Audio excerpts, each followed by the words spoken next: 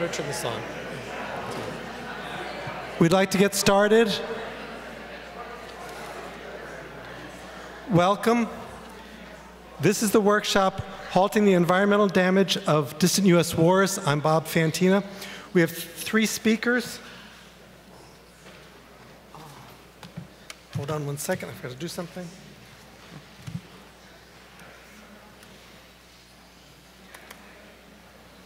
I hope this comes on quickly. Okay, our first speaker will be Max Blumenthal. Max is an author, journalist, and blogger. He's a senior writer for Alternet and formerly a writer for The Daily Beast, Al Akbar, and Media Matters for America. He's the author of 2 books, including the bestseller Republican Gomorrah, Inside the Movement That Shattered the Party, and Goliath, Life and Loathing in Greater Israel. My old bio. Max, let's welcome Max. Do I speak from here or there?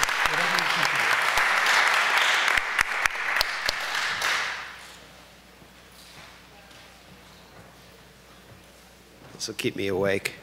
That was my old bio. I've written another book since then on Gaza, and so I'll talk a little bit about that.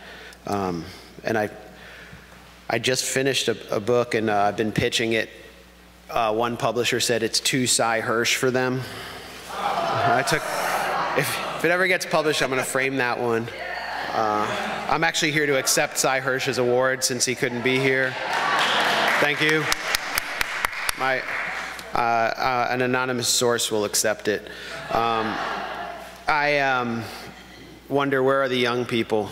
Where are the youth? Do they care about war?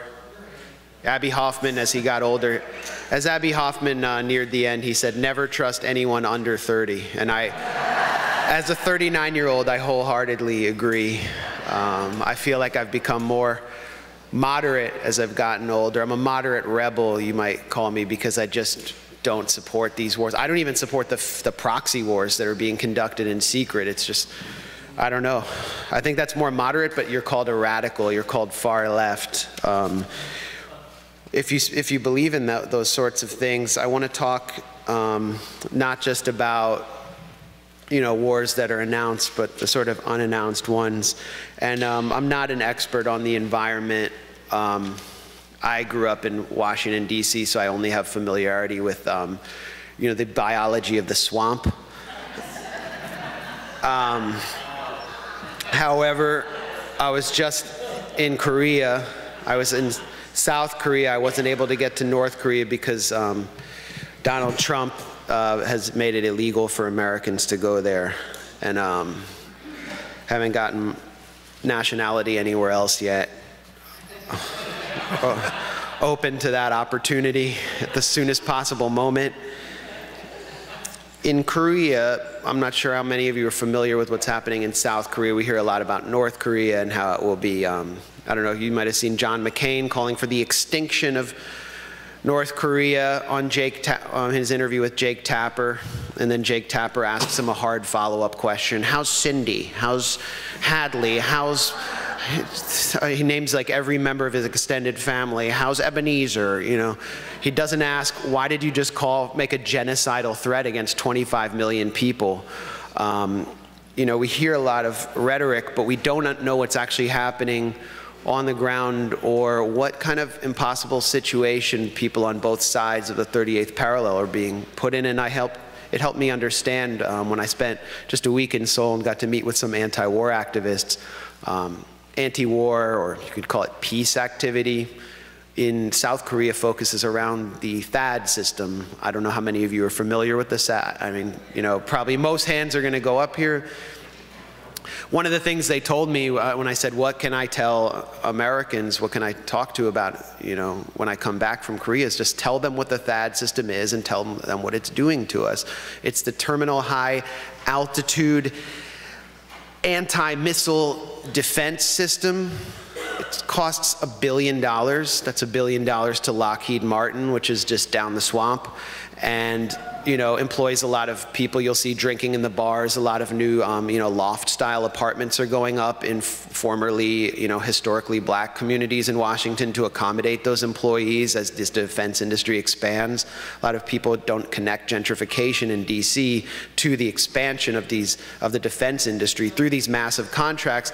Now, under the last administration in South Korea, there was an agreement that South Korea would pay for the THAAD system. They'd pay $1 billion. That sparked massive protests, helped lead to the candlelight protests that brought in President Moon.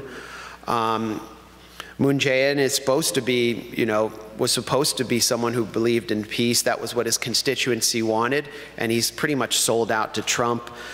For various reasons. Now, that irrespective of what the Moon administration does, these protests have forced the U.S. to at least pay part of the price tag on the THAAD system, but Seoul still has to pay for everything that is required to accommodate the THAAD system. That means extreme pain for the melon farmers in Soju province in the town of Sosong-ri. These are melon farmers. These are mostly older women, grannies who are fighting police in the streets right now. They have a nightly vigil. They're fighting with their canes against batons. They're setting up this is like literally true. You can see videos of them whacking cops with their canes. They have been, they've become militant about this because their melon farms are going to be affected. They will be forced, some of them will be forced off their land. Their Buddhist shrines will be destroyed, and there is going to be radar contamination, although Lockheed Martin says, no, the radar's invisible. You can't really see it, There's no proof. The system relies on radar that's so powerful that it is likely to cause harm not only to humans but to the environment in general in an area which is very sensitive, where you're talking about generations and generations of melon farmers and people who've been observing their faith in this area, whose shrines are threatened now. It's based on a golf course, but it affects the entire area. So the protests around Korea are ongoing, involving union members, students, people from all walks of life, and many of them are living in fear because South Korea is not actually a democracy as we understand it. Of course, we aren't here either, but they have a national security law.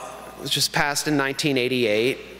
They, came out of World War II and spent decades as a right-wing dictatorship. And under this national security law, anyone who's considered a communist sympathizer, who has ties to people in the North, leftist protest organizers, can be interrogated, their homes can be raided, and they can be jailed. And that is an ongoing process. Some of the people, anti-war activists I interviewed, told me that colleagues of theirs have had their homes raided because of the ongoing protests against the THAAD system, for example, along with other militaristic activities carried out by their government. It governs speech. It's used to punish whistleblowers. Now, the THAAD system is not going to be particularly effective by any metric except for the controlled tests in which it's performed brilliantly. We're talking about controlled tests. It strikes ballistic missiles when they're on their way in. It cannot strike them when they're all the way up in the atmosphere. It can't reach them, and that's so these missiles will be fired from 40 miles away towards Seoul, and somehow this system is supposed to strike them when they're on the way in, directly over Seoul in some cases. It just seems impossible. North Korea has tested in secret swarm attacks, and it's pretty well understood that the THAAD hasn't been tested against swarm attacks. Then beyond that, North Korea has extensive artillery battalions. I actually had discussions with former members of the South Korean military intelligence apparatus officials who are high-level officials, both in intelligence and with the right-wing parties, and they were confident that their weapon systems provided to them by the U.S., like the Harpoon, could take out North Korea's entire command and control structure, as well as its missile systems, and leave the North Korean military at the battalion level, which would mean artillery.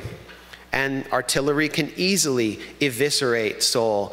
And when you remind them of that fact, they say, well, there will be casualties, but we can wipe out North Korea. That's the terrifying language that you hear from people who actually have had the capacity to carry out strikes and are coordinating with the US. There was a delegation of right-wing lawmakers from the main opposition party, which controls 35 seats in the Korean parliament, the Liberty Party, which came to Washington the week I was in Seoul. I guess it was last week. They met with the Heritage Foundation. They met with, I think, a Pentagon official who covers Korean policy. And they may have met with the Trump administration. They said that they could not arrange a meeting with John McCain, which is a huge disappointment for them because, he's the figure they really admire the most. They were here to lobby for tactical nuclear weapons, which would have represented, I think, the second deployment of nuclear weapons on the Korean Peninsula since World War II in the South. Terrifying prospect, would have been a massive escalation. The Trump administration was in favor of deploying tactical nuclear weapons. If you remember, in 1950, Harry Truman threatened to use nuclear weapons in a press conference against North Korea. Douglas MacArthur had actually planned to use a tactical nuclear strike along the Yalu River as a blocking blow against China. And in place of a nuclear strike, they simply wiped out North Korea, destroying every single town and exterminating 20% of the population, according to Strategic Air Command Director Curtis LeMay. So that's what North Korea is facing down right now. These missile tests that we've been seeing, which are a show of defiance, not only against South Korea, but against its de facto colonial master, the United States, which is forcing it to pay $10 billion a year just to maintain Camp Humphreys, the site of the 8th Army, which is the main attack force the US would use against North Korea, and which has required the brutal expropriation of farmers' land. The US, sorry, I lost my train of thought. Well, the US has, sorry, the South has, embarked on these series of launches, and in the South, 50% of the population in June 2017 was opposed to the THAAD system.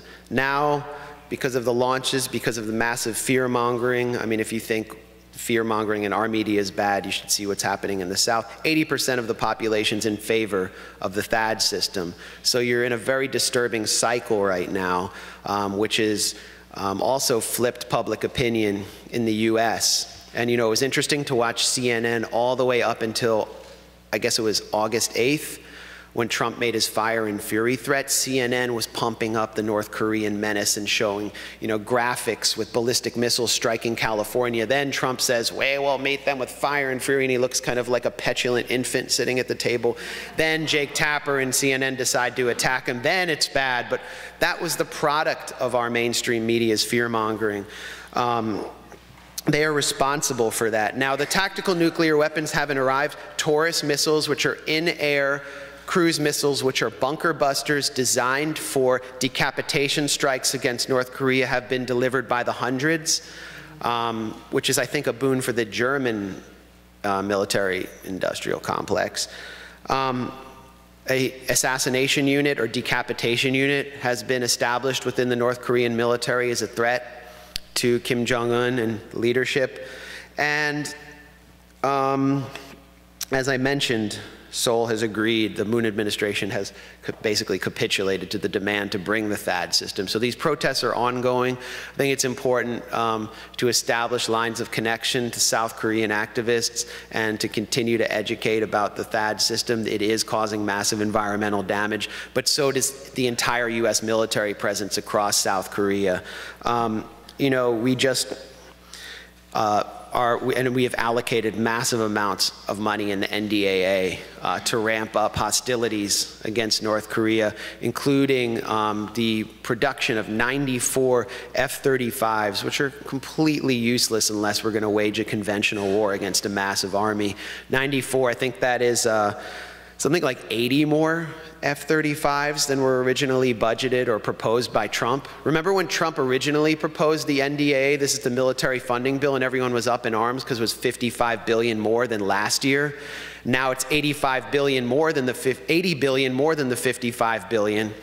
Now, Adam Johnson, my friend who writes for FAIR, which is, I think, the best media monitoring site and outlet in the country, did a study.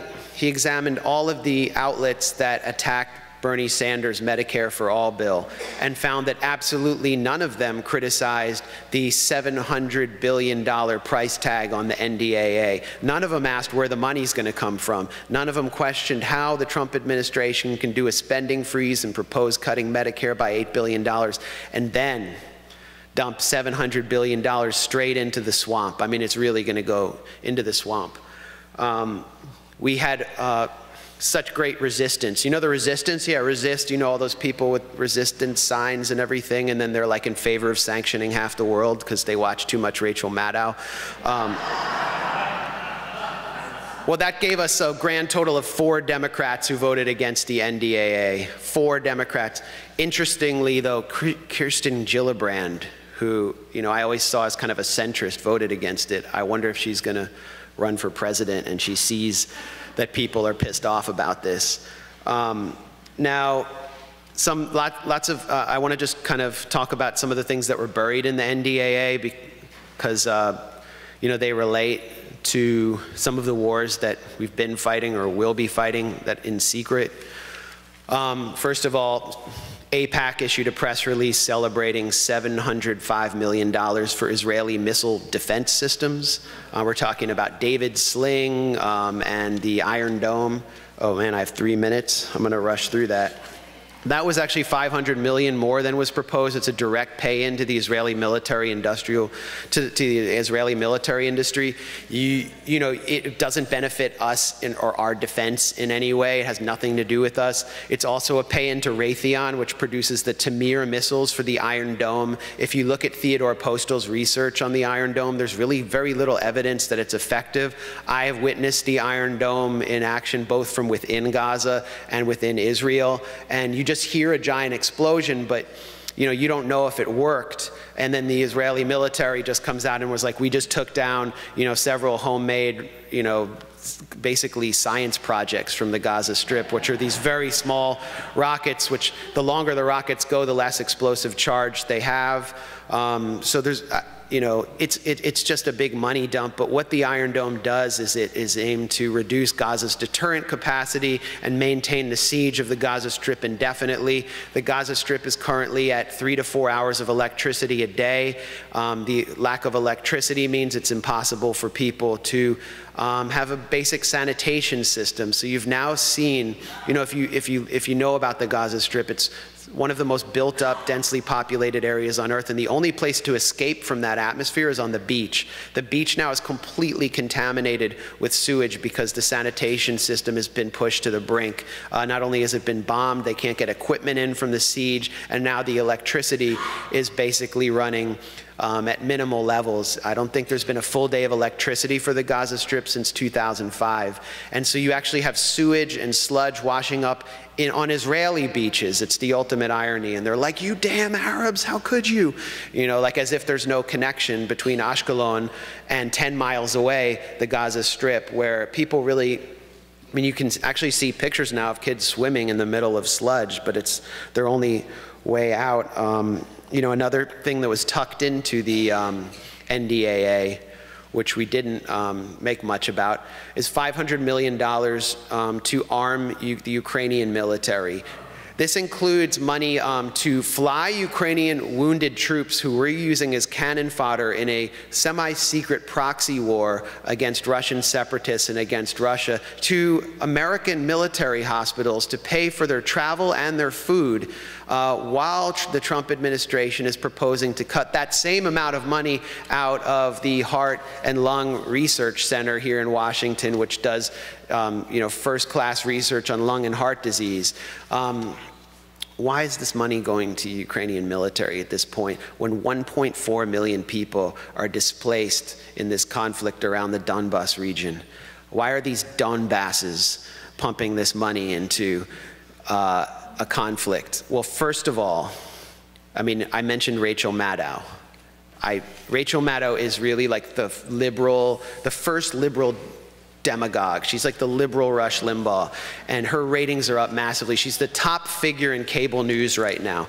Highest ratings. During the Obama era, her ratings were in the toilet. Top ratings because the majority of the content on her show relates to Russia and Russia fear-mongering. And so far, her dots haven't connected. You just have to keep watching until the dots. I got Trump's tax forms, and they don't show anything about Russia, but maybe if you watch tomorrow, they will. This has deeply affected American opinion. I mean, we're sanctioning Russia. We're raiding their consulate in San Francisco.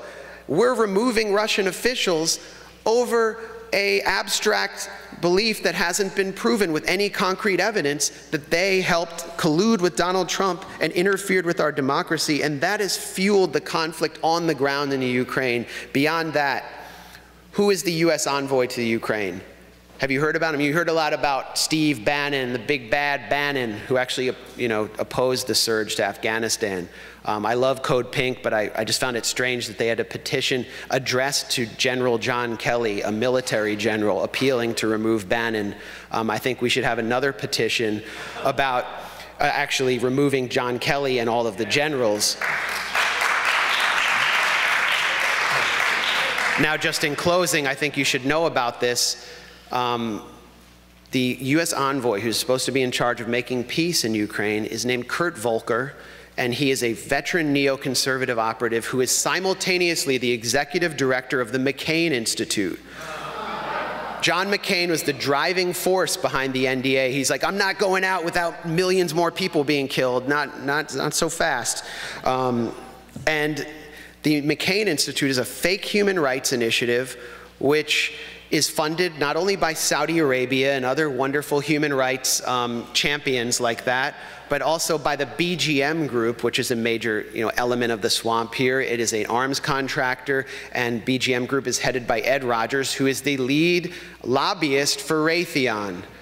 So you have a figure whose salary is paid by the lobbyist for Raytheon in charge of making peace in the Ukraine, and he is also lobbying for arms to the Ukrainian military.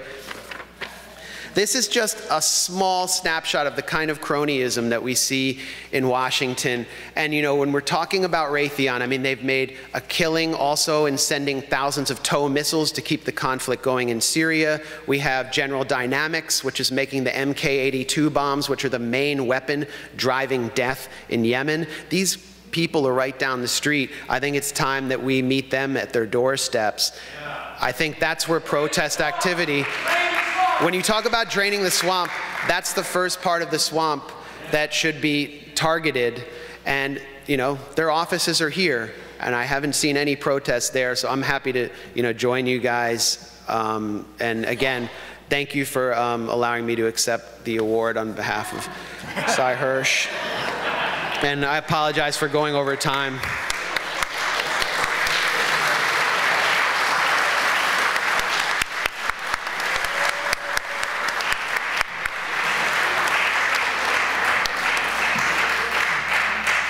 Thank you, Max. Our next speaker is Brian Terrell, who is a coordinator of Voices for Creative Nonviolence. He lives and works at Strangers and Guests Catholic Work Farm in Malloy, Iowa, where he helps tend a large garden and small herd of goats and chickens. From this little farm, Brian travels around Iowa and beyond, speaking and acting with communities that are working for justice and peace. His travels include participation in delegations to Palestine, Iraq, Bahrain, Korea, and Afghanistan, and he has been invited to speak in many European venues. In recent years, Brian has been active in resistance to remote-controlled murders by drones with friends in Nevada, New York, and Missouri. And in May 2013, he was released from a 6-month federal prison sentence for participating in a peaceable assembly in protest of drones at Whiteman Air Force Base in Missouri. On September 20th, he returned to the U.S. from his 5th visit to Afghanistan. Please welcome Brian.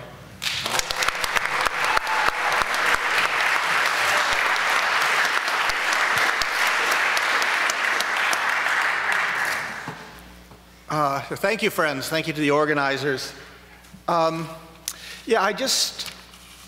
week I had the privilege of being in Kabul, Afghanistan. I was the guest of the Afghan Peace Volunteers and took part in a conference of about 30 young people from the different provinces around Afghanistan, talking about many of the same issues we're talking about here. And we've been talking here about the environmental impact on war, and I see in my visits in Kabul over the last 7 or so years that people who live there are actually experiencing many of the worst fears that we have of ecological collapse. And this is an example. This is the Kabul River, and this was just taken on last Tuesday. And it's September. The water would not normally be rushing, but it would be full of water. It was several years ago. What's happening is Kabul is a city, once quite beautiful, I'm sure, very gracious place from everything that I hear. In 1979, when the Russians invaded, the population was about 500,000. In 2001, when the United States invaded, the population was about 1 million. Today, it is 5 million and growing. And several things are happening. One is the water table is sinking since 2004, 1.5 meters a year. And totally unregulated, people are building, digging more wells. Now, one thing that's happening, the population is growing, and we have, in the last year, 700,000 refugees were repatriated to Afghanistan from European countries, from Iran, and from Pakistan, forcibly repatriated into the country. And they figure that in this coming year, there may be up to 3 million more people added to the population of this country. People are coming into the city because it's dangerous to live in the countryside. There's the Taliban, there are the drone strikes, the night raids. Also, the economy is entirely screwed up. My first visit, somebody I talked to from the Ministry of Agriculture was complaining that because of the policies of the country, he said a crate of melons will rot on the side of the road while a shipment of heroin will get to the United States. So people are poor, they're afraid, they're crowded into the city. And what I've been seeing, every visit I've come, these houses are totally unregulated. They're building up the mountainside. Nobody lived up here before. And every time I go, you can see it creeping up. Kabul is 6,000 feet high, and it's surrounded by mountains, and it's growing upward. Now, I had a chance to stay with a family on top of the mountain. I think that picture might be clear. This looks ancient, but it's only 10 years old because it's made from mud, and the architectural styles are ancient. And you can kind of see a wet trickle down the middle, which is sewage. And this is what it comes down into the city. Previously, coming down from that mountain was snow melt. But the snow is not falling anymore due to global warming. And the glaciers in the Hindu Kush Mountains, too, are disappearing. So you have, now this picture, this was taken just Tuesday, standing in the bed of the river and seeing, said, I raised goats. It's breaking my heart seeing the shepherds bringing their sheep and their goats to grab whatever grass they could find and to drink from the fetid water. It's a sewer, really. Now this is women who are paid by the city to pick up the garbage that accumulates there so the river doesn't entirely clog up. An irony is that for hundreds of years until this last generation, women would be there washing clothes. Now, a part of the problem with this is, and this is a picture I took back in my visit in March, is the inversion layers, because of the geography of the city, holds all the smog in the wintertime. And people burn garbage to keep warm as a fuel. A plastic bottle has a great BTU value if your family is freezing. So the air is filthy, and on top of that, there is the fecal matter that's in the air. There are diseases that are only waterborne. Other places in the world are airborne in Kabul. And the Asia Development Bank says that due to airborne lung diseases alone, there are more than 3,000 excess annual mortalities just due to the air quality. Not to mention the water. Only 10% of the people there have access to potable water. And there's absolutely no sewage treatment system going on at all. Afghanistan is the third highest infant mortality. So the air is just deadly. Now these are pictures of some of the Afghan peace volunteers, and this is a tree planting expedition that they had. There are people who are trying to do something there, and this is a picture of a march that they had. I'll tell you, one of the things that happened during this conference, an exercise these young people were asked to do, was to brainstorm and come up with ideas about how they could better use water and how they could clean up the environment of Kabul and of their home provinces. And they came up with a lot of great ideas that would be best practices in any community about conserving water and about keeping the environment clean. But really, this is the 5th fastest growing city in the world. And due to policy, it's only going to be growing. There is nothing that can be done for all the work that these young people are doing. There's nothing that they can do unless the war stops. This talk today is Halting the Environmental Damage of Distant U.S. Wars is the title of this panel. And the answer is simple, is we have to stop the wars. There isn't anything else that we can do to save the environment here in Kabul or here in Washington, D.C., in the world. This is the essential thing that we need to do. These young people are going to do their part. They've dedicated their lives to making their home a peaceful, safe, clean place to live. But we have to do our part here. I was very happy to see this morning